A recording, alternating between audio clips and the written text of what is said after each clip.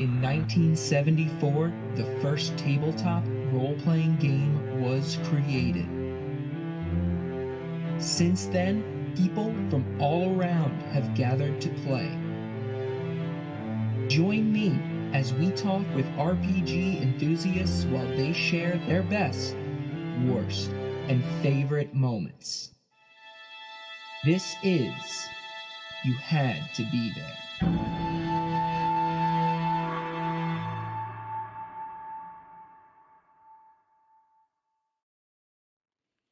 Hey everyone, welcome to You Had to Be There, a D&D storytelling podcast. I have a very cool guest today. If it's your first time joining us, you'll kind of find out what we do here. But my guest today, I know we say it's a D&D podcast, but in reality, it's about all different types of tabletop role-playing games. So with me today, I have Luis Loza, who is a senior developer at Paizo. And again, I hope I said that right, because I know we went over it, but I'm terrible. Hey, no, you're good. Thanks so much for having me on. Yeah, definitely, man. So, I think like what I just do want to, because I know like there are different aspects. I had Jason, and I know he's a developer also. What do you specifically work on at Paizo? I work on a book line called Lost Omens line of books. We are covering the setting of Pathfinder. We give you all the information on different parts of lore and history and the world.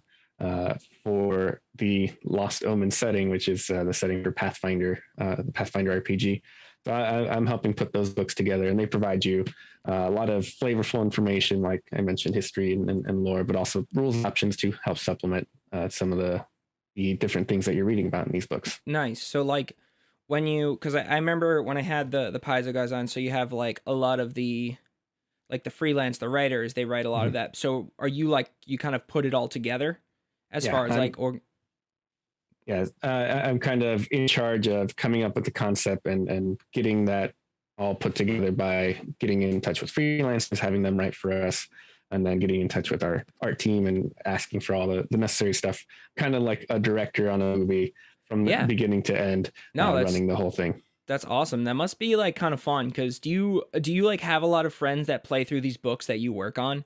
And you like, I have plenty of people that I talk to that sometimes even bug me like, hey, next time you should add this or that. So that's rude. No, I was kind of hoping more like, like you're like, what part are you getting to? Ooh, oh boy. All right. That's fun. Yeah. But no, that is cool. And so it's also nice that you get to like really, because like sometimes I have a hard time with like different books or settings, like to really like absorb the lore, but you must know it so well. Do you play games in that setting or not typically? Yeah, I do. I've been playing for since 2010, I think. So I've been running games in that and know it fairly well at this point. Did you start with Pathfinder? Were you always a Pathfinder person? No, I started actually with D&D back in high school. Started with 3rd edition or 3.5.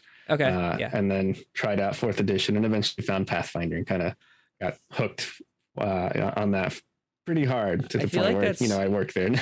Yeah, well, of course, obviously. And listen, I've played, I've been fortunate enough where I do play mostly D&D, but I've tried a few different systems, and they're all like so fun and so different. Yeah. And I've mentioned it before. My brother-in-law, who is kind of now my assistant, because he's like he's very big into Pathfinder, and he follows a lot of you on Twitter, and he'll be like, hey, this person's cool, you should have them on your podcast. So I'm like, great, I will. So shout out to Ken for that. But so you started with it. You're one of those, I think there's a lot of these people who are there like, I was a 3.5 guy, then 4th edition came out, and then you made the jump. And it for you, what did it come down to? Like what was like the main, did you have someone like bring Pathfinder to you, or like the new 4th edition came out and you're like, I don't like this, I'm gonna go find something else? I enjoyed 4th edition. What ended up happening is when I was playing 4th edition and 3.5, it was all homebrew stuff. Yeah. And that was great. I had a good time with that. But the first contact I had with Pathfinder was one of their pre-written adventures. And I sat down, started reading it. Thought, whoa, this is a really cool story. There's a cool setting. I like the town that's being presented and all this stuff. And I had never really interacted with any kind of pre-written adventures. So I happened to pick one that was very good and kind of hooked me into the world. And I was excited to figure this out. And then from there, I tried to secretly like sneak in, like, hey, we should do this adventure that I'm thinking of running. Right. And it was the Pathfinder adventure. It was even always though the Pathfinder one. That's yeah, cool. even though I was trying to port it over to 4th edition or whatever, just so I can experience the story and have other people try it out too. That's got to be tough though. Like I couldn't imagine porting stuff from like Pathfinder or D&D back and forth, because like they're so like the dice you're rolling are the same, but yeah, a dice roll means so many different things between yeah, the two. definitely. Yeah. So when you first so then what led you to Paizo actually? So then let's go through. So you were playing these games for how many, like, I mean, at this point now it's like 12 years almost. Yeah. What happened was we got hooked in Pathfinder. We eventually tried Pathfinder itself rather than just trying their adventures. Right, We tried trying the to like rule mess set. around with it. Got it. Tried the rule set that happened, and that was going well. And I kind of bought in really hard. You can see behind me. There's I love the entire visual. Beautiful. Pathfinder collection. Oops, sorry, Pathfinder collection there. And eventually, I decided, hey, I really like this. I like games. Been playing video games forever. Yeah. I also like writing and stories. And Beautiful. I thought this is a chance to actually mix those two, to have a game that also involves writing, storytelling, and stuff in a way that's never been something I really encountered before. And soon enough, I tried my own hand at freelancing and writing for other companies, was able to convince someone at Paizo to give me a shot to write just a little bit for them, and more, and built that up, and eventually kind of built a rapport with them and knew the game so well that when the time came that they needed a new developer, I applied and was able to get the job. That's great. So did you get it like based off of your writing experiences or just your passion? Like, were you an actual writer for a while, or I hadn't, like, I'm not any kind of published author outside of RPGs or anything. That's but fine. I wrote so much for Pathfinder. I think I had like a dozen or more products under my belt. Great. Writing for them, and I got to know the people at the company. I you work with someone, there's the same way I reach out to freelancers and contact them. They were reaching out to me and doing more and more work. And I was learning the system because I was always running it, always playing it. And it reached a point where when that position went up, you do a test. You got to see how well you know Pathfinder, how well you can clean up the rules, how well you can clean up not just the rules, but also writing that gets over to you. It's partially an editor job, and was able to have enough practice with what I had been doing for years at that point that they decided, let's give this guy a try, and been here for 4 years now. I like that. And I think when I spoke with the other two guys too, it was just so like the way you have it set up, where they're just like, well, if position opens up, that they give people who just love it and write for it, and I like how they just open that up and be like, hey, now's your chance. You want to get on here? What did and because when I had Jason Alex on there, the big thing was the union. What did the union like mean for you as far as like?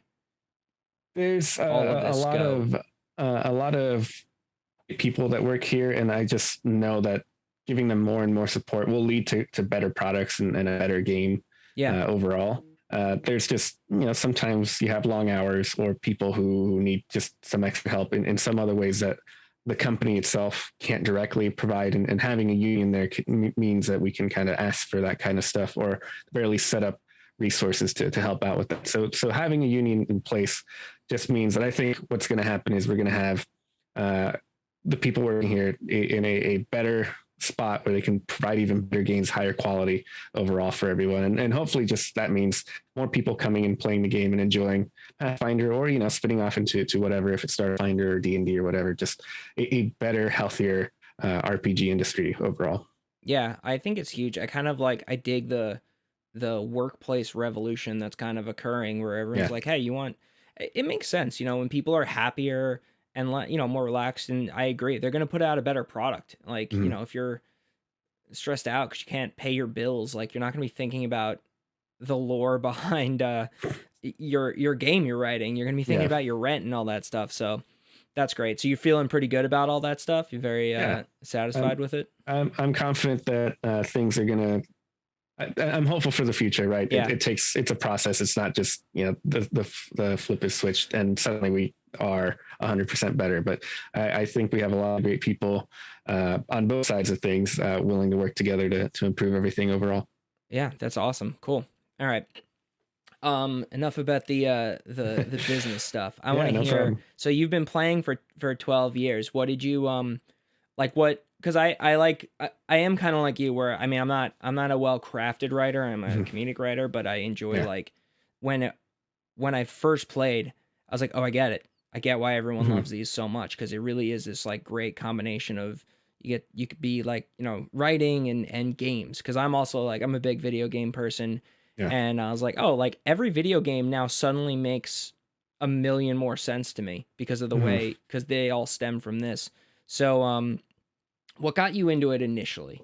Like, what was when you got it and you played it, like, did you run the game? Did you play the game? Who did you play? Like, what was that like? I played, so I got invited by a couple of friends in high school, and it always was a thing that I was aware of.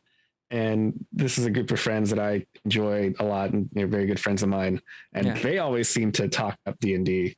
It's like, well, if they're having such a good time, I'm sure I can come by and join them. And even if I don't get it, hanging out with them is still going to be a good time, right? Yeah. So I decided, let's do it. They eventually set up a time or whatever for that. I skipped track practice to go to my first session of D&D. I'm sure your coach loved that. It was a practice like a day or two before a meet, so I actually wasn't allowed to compete at the next meet. But I think it was worth it. Gave it all up for D&D. Could have been a track star.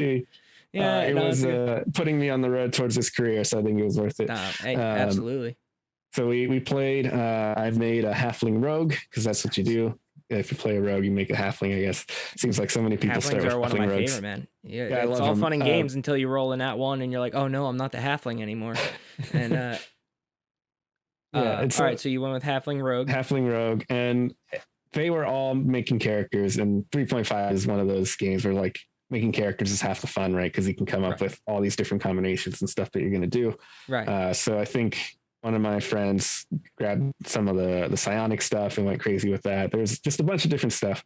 And we went to go explore a haunted house, and I got it immediately, right? Like it felt natural. There's just, it's a little bit of acting, a little bit of, video games, or just gaming, right? A little bit of storytelling, and maybe I just had the right group for it. I didn't have any trouble really getting into it beyond like, nice. What the heck is BAB?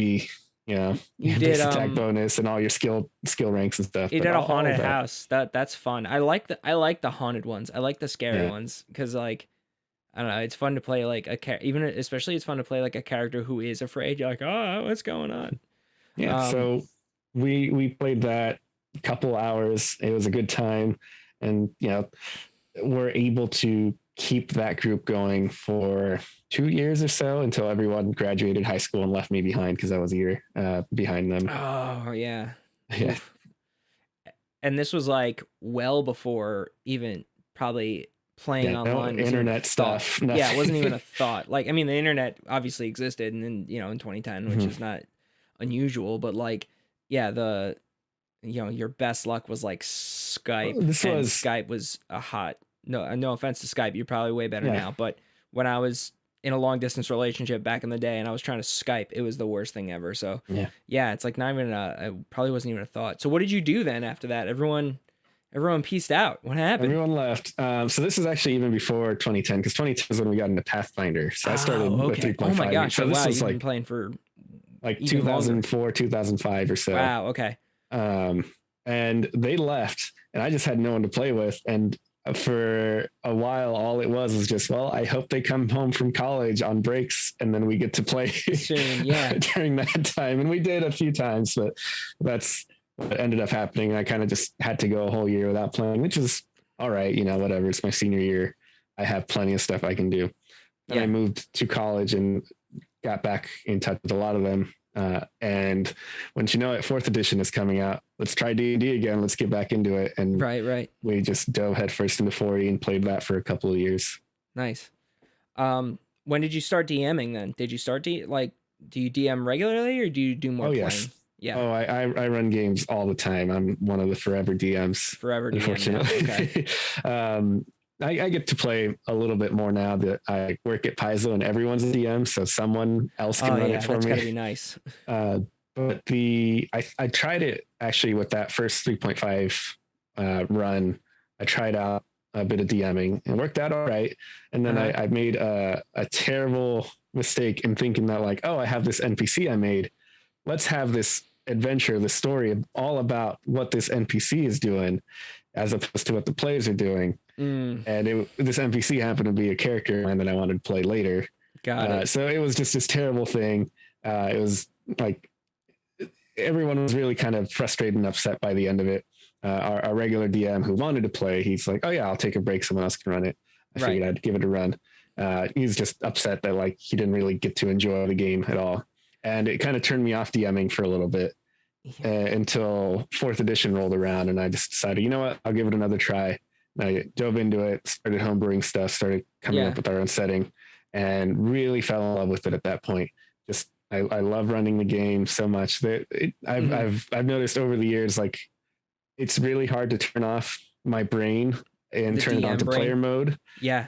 Because I will sit at tables with people running games for me and be like, that's not how I would have done that. Or stuff like that. So it's just something I love so much. It's got to be interesting. And I've only had a few a few different people to DM with, but I do actually, from an outside perspective, I find it fascinating. I'm like, well, how do you rule this? And they'll be like, I do this. And I'm like, oh, I've never thought about that. And I'm like, my other DM does this. I'm like, oh, that's interesting. And that's actually kind of a third of this show is like hearing those fun things. I mean, I do understand like that must be one thing that is frustrating because if you have a character in mind and you want it to go, and I actually thought like that thought did cross my brain where we have a monthly game and the DM can't make it. So I was like, all right, I run occasionally. I don't really like to do it. I would rather like play, but we have all these characters. And I was like, all right, well, I'll run a campaign, the same thing. So some people are newer. I was like, so you don't have to worry too much about building a new character. Just play your same character.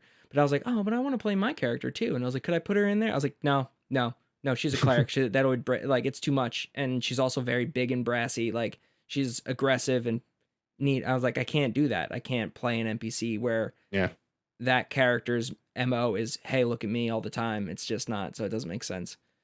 I did take a page out of some other DMs where like, I'll make an NPC that's kind of like, I made a Kenku ranger where like, they don't even talk. They just mimic what other people say. So I'm like, that's the perfect NPC. Like, that's what I'll do. But where did you, hold on, now I lost my train of thought.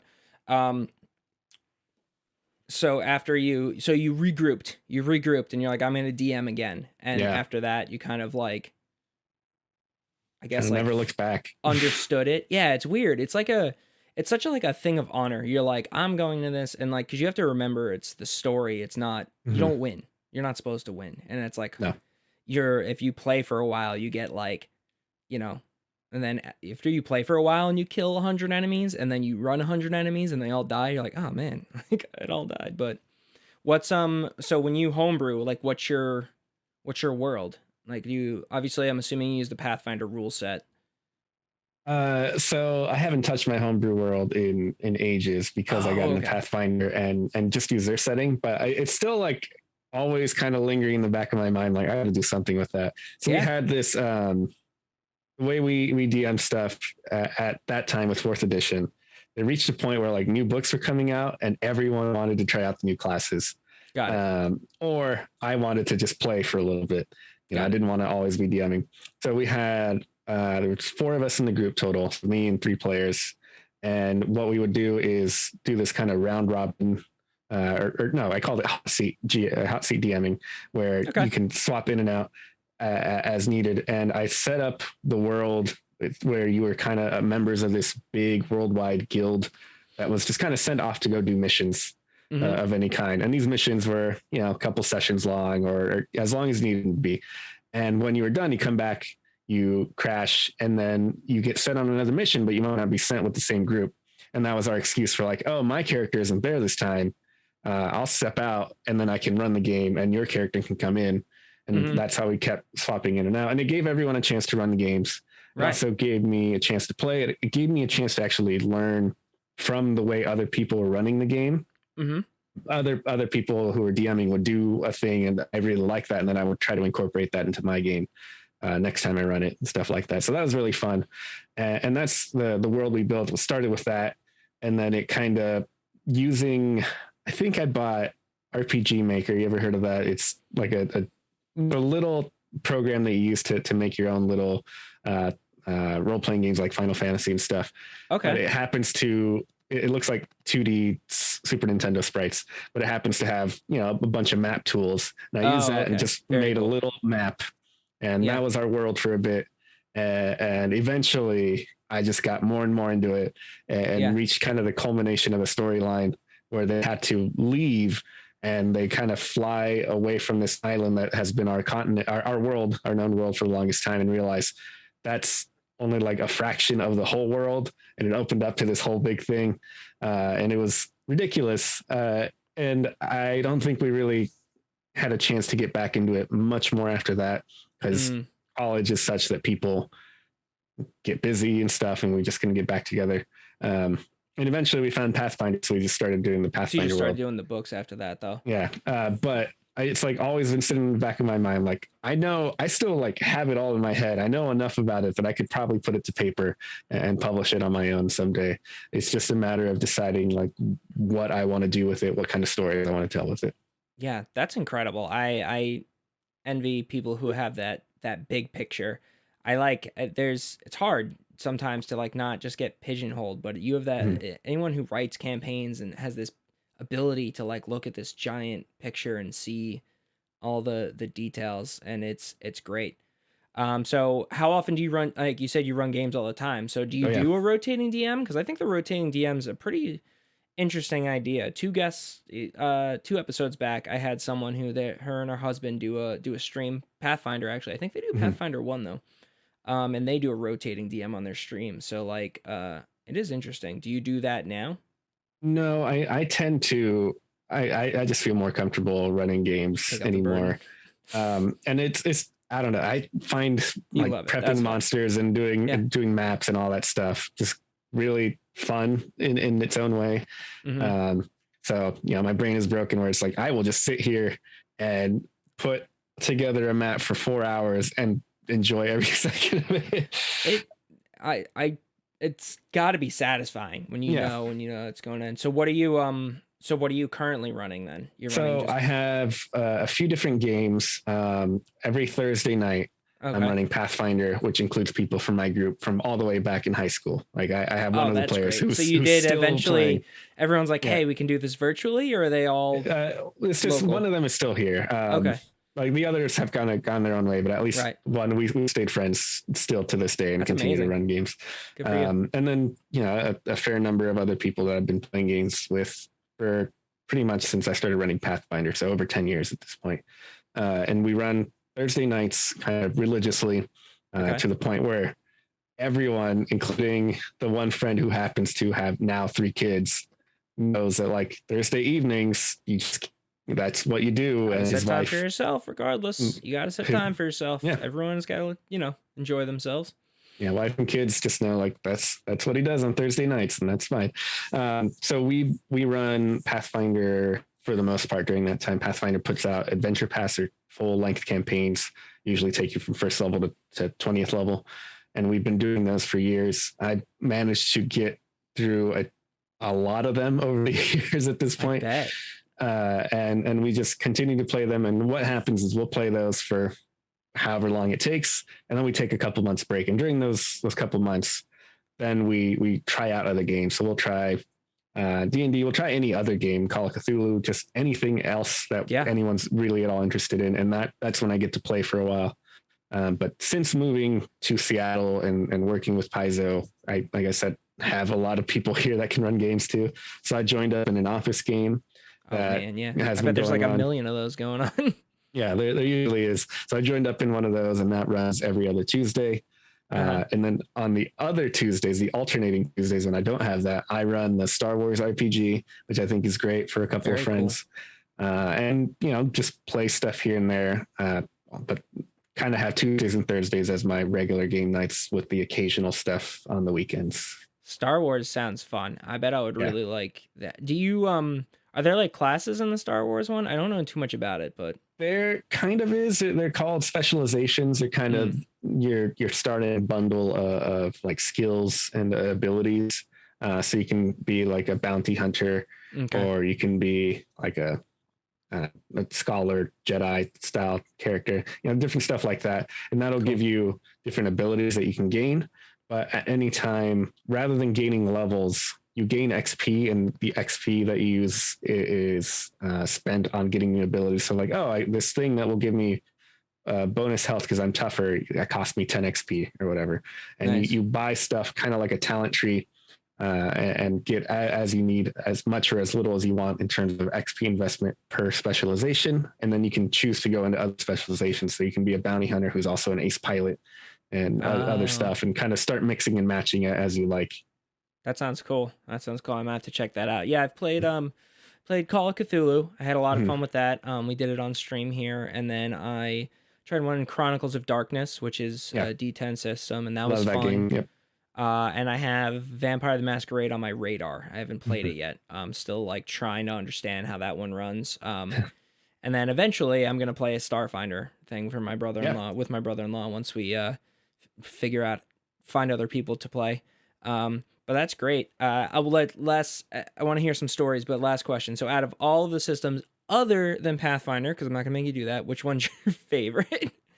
I really, really love the Star Wars game, and I love the Chronicles of Darkness. It was great. I haven't done Old World of Darkness, which is just World of Darkness, but those are two that I really enjoy. There's just so many little bits of other games that I enjoy. Like when you play Call of Cthulhu, if you use a skill, you mark it off, and then you roll at the end to see if it improves because you used it, right? And okay. Like that. Lots of little things like that.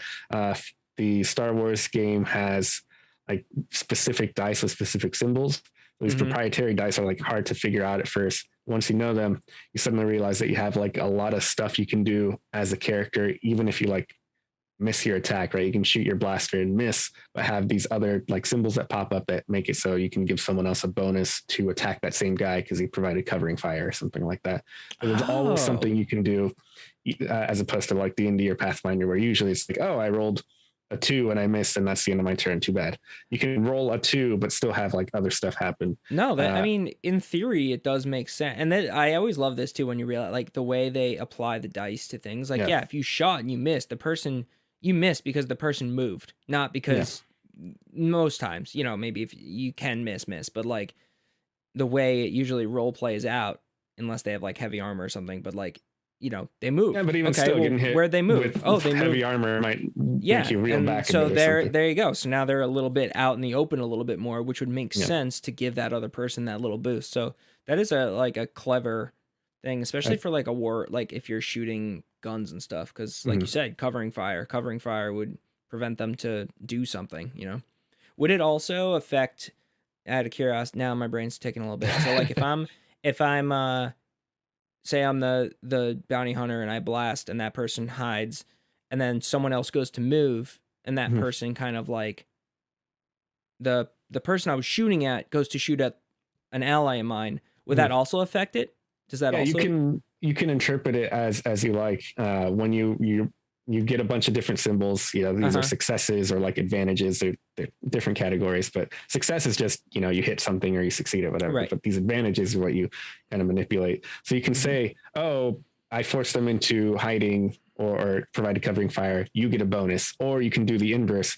They're being shot at and now they have trouble firing back and they get a penalty to try to shoot at my friends. Right. Stuff like that. So there's different ways you can interpret it depending on how successful you are on something, how many of these you use. You can do things like, I made them drop their gun, or all these different ways you can interpret it. And that's kind of the fun is, you'll get 2 or 3 of a symbol and it'll say you have like 8 different things you can do with that. Choose which one you think is best for the situation or the story or the way you want the narrative to go. That's dope. That's really cool. That sounds like a lot of fun. Nice. All right. So in all of these, oh man, like what, 22 plus years of playing games, man, that's a long time. That's a long time and pretty consistent too. What was your some of your favorite things? Like if someone's like D&D, what's that like? Is it fun? And then you're like, well, I got to try it, you know. Oh man, they're just like Sure there's a million of goofy, them. like they're generators for stories that you tell at lunch or dinner the next day or whatever, or Cool. after, you know, sitting around having some drinks, right?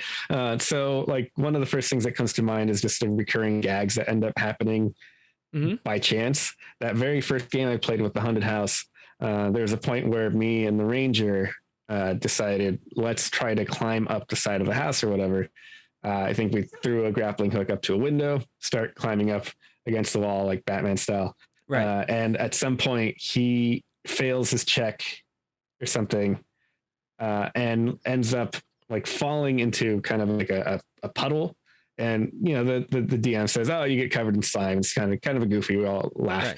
And then I think later that same session, we go into the basement. Like there's a cellar door outside, and he says, "Oh, I'm going to roll inside, you know, just so I land quietly." He rolls poorly. And the DM just runs with it. He's like, "Oh, you get covered in slime again." And there's a thing that keeps happening. Like every other session, we find some way to like cause him to get covered in slime, which is, you know, that comes up all the time. You end up making these inside jokes. They're great. It's like the Nickelodeon of D&D. Or there's a thing that happened with one of my players who's in my Thursday game. Yeah. Who just by chance there's a crocodile that sneaks up on them while they're moving through some forest or whatever, jumps up out of the water, grabs him, and you know, just about kills him with a crit. And it's a rough fight. There you go. And we finish that campaign. The next campaign happens, and eventually, you know, reach a point in the adventures, the pre-written adventures. It's like, oh, there's a crocodile.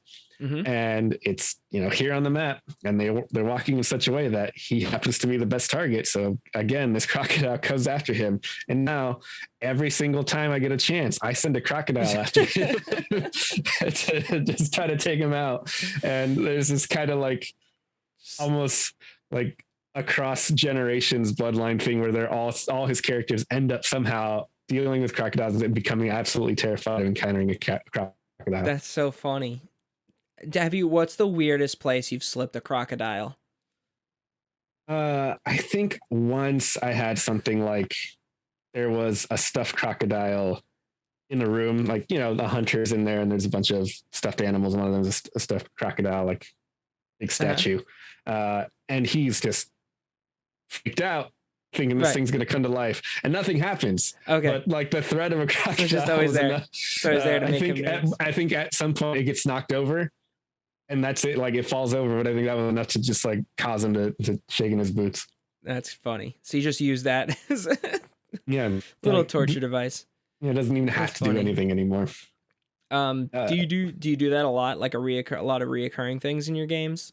Yeah, it turns out that a lot of that ends up actually being really good for stories as well. You know, if the like one thing that I can think of is I was running a campaign where they ended up in like a scrapyard town, very Mad Max style town.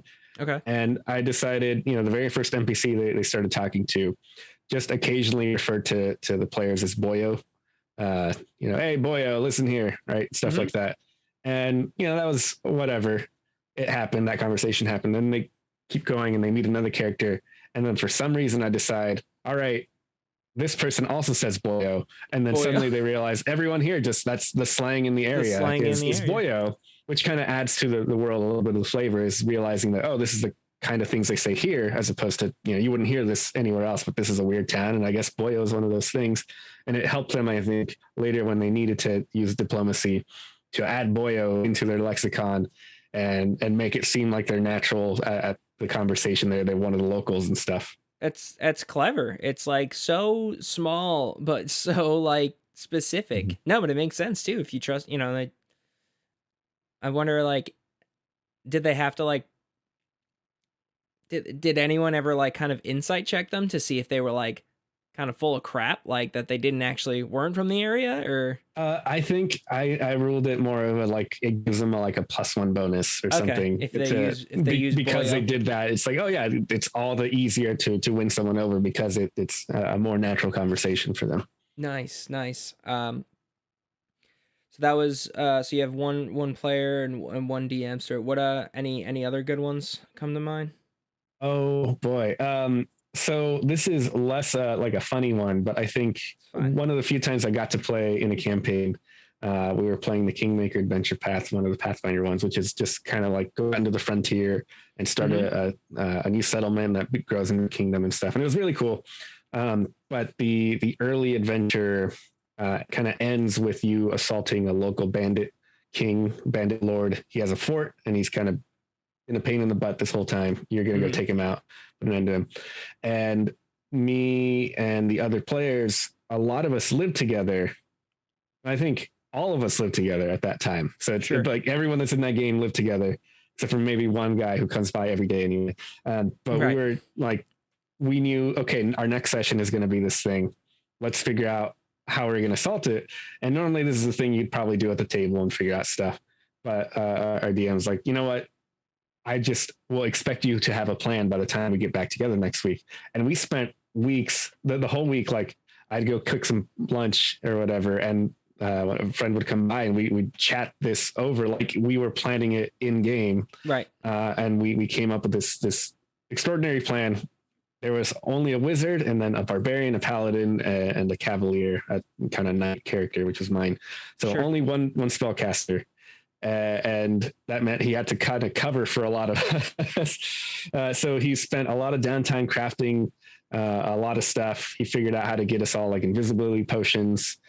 He created like silence zones that he could keep around us so we could sneak in really well. Considering we're big knights and barbarians, right? We needed it. Right. But we're kind of running through the plan and kind of poking holes in it and be like, all right, what happens when this happens? What about when this happens? And I came to realize like we're going to be invisible and silent. We can't communicate with each other at all. I can't see you doing anything. I can't follow where you're going. We don't have see invisibility. We're lucky we have these invisibility potions. And I can't just like whisper to you because we're going to be in the silent zone. So we like look over the rules of trying to figure out what do we do. I realize that invisibility says, you know, anything on your person turns visible. We can let go of something and it'll turn visible again. So if I just like throw my sword out or whatever, you'll see it again. Came up with this plan where I have like a rock on a string that I keep in my pocket and I toss it out. And you can see the rock just kind of hanging there. And that was our communication device or like how we kept track of each other. It's like, all right, there's this little floating rock that, you know, among a fort out in the wilderness, you just won't notice a rock. But that's how we keep track of each other. And we spent like a week planning this and the DM came by time to run that session. And we're just like so ready, sitting there. Kind of really eager, just like ready to ruin his day by running this plan, and it goes off pretty much without a hitch. We get close to the fort, we turn invisible, we sneak in, climb in through the back, pull the wizard up, and find where this bandit leader is sleeping. It's late at night. Sneak into his room, and like take out like the one guard who's kind of hanging out there. Right. This bandit lord is sleeping. We sneak up to him asleep and we're not going to bother with like asking him to surrender. We know he's evil. We know he's done terrible things. He's ruined the livelihood of the people around here. So the barbarian just swings his axe, gets a crit, chops this dude's head off. Oh my gosh. And then we decide, I think we're set. I don't think anyone else is going to try to stop us. We drop our invisibility. Oh no. we take his head. We step outside and we just say, he's dead. Anyone who wants to fight us can feel free, but you're free to go now. This is your chance to escape. And pretty much everyone surrendered right away. Oh yeah. Okay. Fled. So it all went out really well. It all went to like, it was the perfect plan. And, you know, you don't imagine a barbarian and a paladin and a knight sneaking around, but we managed to make it work. Beautiful. And I think that was great that you were able, that the wizard was able to work that up. And that was really good that you thought of that beforehand. Yes. Because that would have been, if I was like the DM, I would have been on the floor rolling laughing if you didn't think about that. And then you're just like, wait a second, we can't see or talk to each other. Like that's That's very funny. I don't know why you said that. That wasn't a funny story because that was hilarious. Oh, well, I mean, I see it more as like, oh, we're badasses. We're going to sneak in and all this stuff. Yeah, it's true. Which you were. It was very difficult to get. The planning of it. Yeah, there's definitely a lot of. The planning was very funny and like it's great. I was ready, and you got really lucky because I feel like sometimes I plan like all week. I'm like, I got this, and then one thing changes, and I'm like, well, that plan's crumple it up, toss it over the shoulder. We would have been absolutely destroyed if we didn't kill him in that crit, when he's asleep or whatever, or our invisibility got dropped in the middle of a bandit camp with like 40 bandits and all this other stuff. Was the silence still up when you were in the room? Like, did the silence move with you? Yeah, it moved with us. So we had like the perfect bubble of stealth. That's good. We didn't like need anymore because beyond that, we leveled up enough that we could do all this crap anytime we wanted. But it was kind of like the culmination of we're low level. We're going to push everything to the max before we can get like really overpowered with all the cool stuff that we get. Because wizard high enough level, they can do anything, right? So it was just kind of maximizing all our resources, and it was just a real great time and a story that wizard, the player for that wizard, just continues to just go back to. It's probably one of his favorite characters. He there's just so many great things he was able to do by like realizing, oh, I'm kind of the party, and these three are my tool. Yes, yeah, the wizard, the intelligence with the brutes. Yeah, that is funny. Let's find out one last. So I know you played a rogue your first time. What is your what's your like class of choice now? When you finally get to play, what do you go for? When I joined Paizo, like day one, they turned around and like they gave me my first bit of work, and then after lunch came by, like, oh, actually, by the way, we're doing a second edition of this game, so this is all like going to be moot in a while. So everything you knew is over. Luckily, like the setting doesn't change, right? So a lot of that stuff I'm still able to use. That's true. But that was happening, and I was able to join up an in-office playtest game early on. And the first thing I decided to do was like, oh, I'll just try out a fighter. And I liked the fighter quite a bit. And I played a couple sessions, and then my fighter died. It was a shame. What happened? We were facing, I think we were facing a Doulahan, one of those headless horseman style guys. Okay.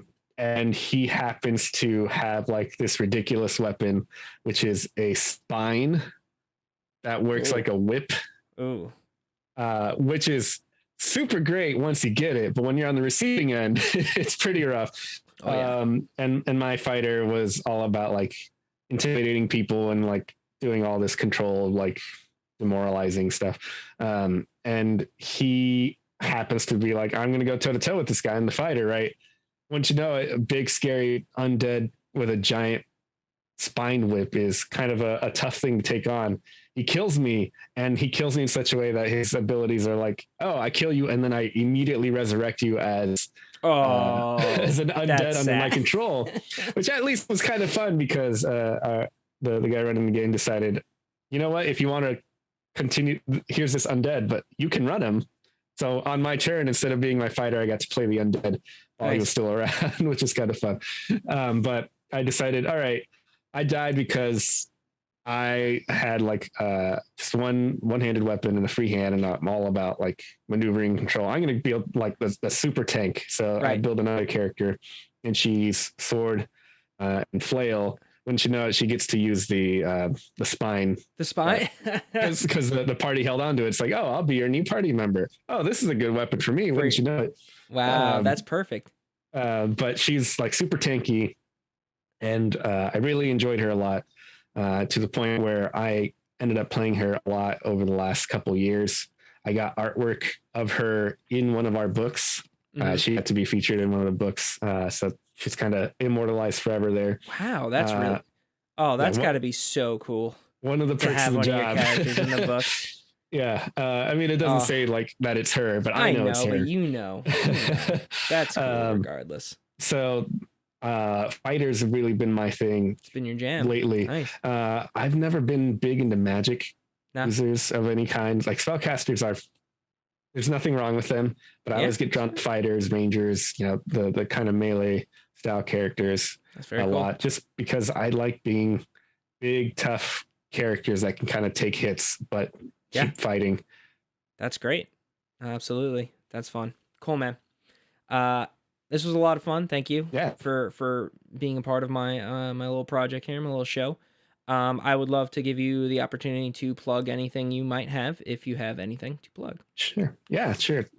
Check out the Pathfinder RPG, Pathfinder 2nd Edition. That's always a good thing. But if you want to learn more about me, you can check out my site, luisloza.com, LuisLoza. I have links to a blog. I have links to a Patreon where I write stuff for Pathfinder and some products that I put out independently of my work here. That also has links to my Twitter and everything. So follow me there, and if you like what I'm doing or interested in more Pathfinder stuff, you can hit me up and happily point you to stuff about the game or anything else. I have more than just Pathfinder back here. If anyone who isn't watching this live or is not watching the YouTube video, there is a plethora of books behind Luis here. That's great. Awesome, man. Like 12 games back here. Definitely send me those links after we get out of here, because I want to make sure that they're in your description. Sure. Thanks again, anybody listening. This has been You Had to Be There. If you want to be a guest on the show, you can either shoot me a DM on Twitter. That's been working pretty well. Or you can shoot me an email at youhadtobethere@dndpodcast@gmail.com. That's D&D with the 3 letters, by the way, not the ampersand or whatever it is. My music for my intro was created by Michael James McGarry. You can follow him on It's MJ Made on Instagram or SoundCloud. And my logo was created by Nicole Summers from the Reliably Chaotic Podcast. But once again, thanks for listening. This has been You Had to Be There with Luis Loza. Bye, everyone. Bye. Thank you.